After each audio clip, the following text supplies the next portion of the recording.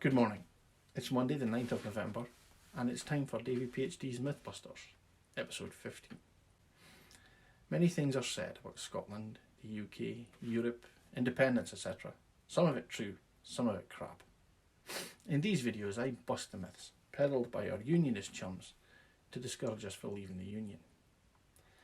This week's myth is the one that says independent Scotland would have to take the euro if we rejoined the EU.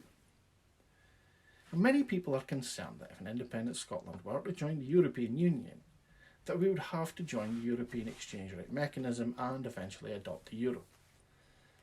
But it's not absolutely compulsory to join the euro. We could keep the pound, or even better, start our own one. Monetary independence is a difficult thing to let go of. Any nation handing control of its finances to the European Central Bank is certainly giving up control, or if you want to be emotional about it, ceding sovereignty. But Scotland wouldn't have to do it.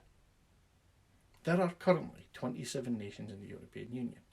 Of these, 8 countries are not in the Eurozone, so are not using the euro. Denmark is legally exempt from ever adopting the euro. The UK never adopted it and has now left the EU.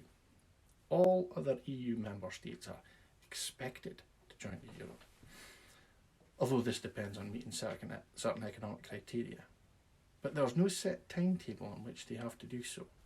Countries can therefore join the European Union before joining the euro.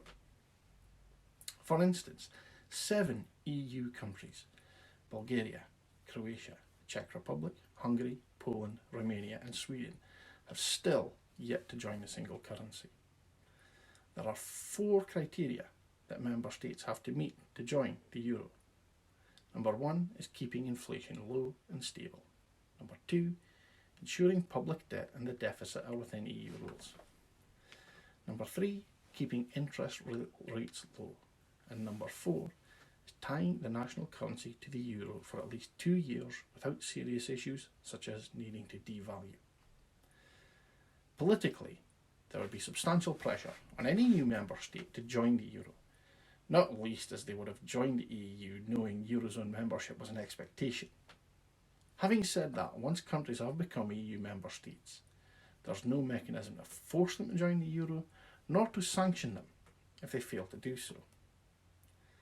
As I've previously stated in other Mythbuster videos, the UK has £10.13 trillion in assets. £1.3 trillion of those assets are undeniably Scottish. That's 12.8% versus our 8.4% of the populace. The real figure is estimated to be even higher. Now, this puts Scotland in a very strong position when we decide to leave the UK. Though we'd be under no obligation to, we could pay off our share of UK debts on day 1 of independence. That's estimated at £184 billion pre-COVID-19. We'd still have £1.116 trillion left over to back a central bank and start our own currency on day 1. We could then just never quite get round to tying our national currency to the euro.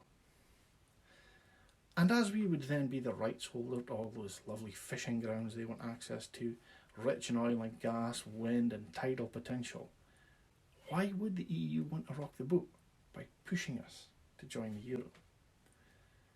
We could also find ourselves in the unique position of having a free trade deal and land border with the UK, but being a member of the EU, which, as I have covered previously, makes us very attractive for inward investment and is a dream destination compared to the first independence referendum. If any currency is going to devalue over the next few years, it's going to be the UK pound. The UK has distanced itself from Europe. The Joe Biden victory means a US trade deal is uncertain unless Boris & Co eat some serious portions of humble pie. While an attachment to the UK pound is understood, it's always best not to be emotional about things like this. It's going to be a currency in the wane. Use your heads, not your hearts. A switch from a debt-ridden currency to one free of those constraints is a no-brainer. It's not often any individual, group or nation is given the option to have their cake and eat it. But we do. We can leave the UK debt-free on day one. Join the EU, continue to trade with the UK, start our own central bank and maintain our financial independence.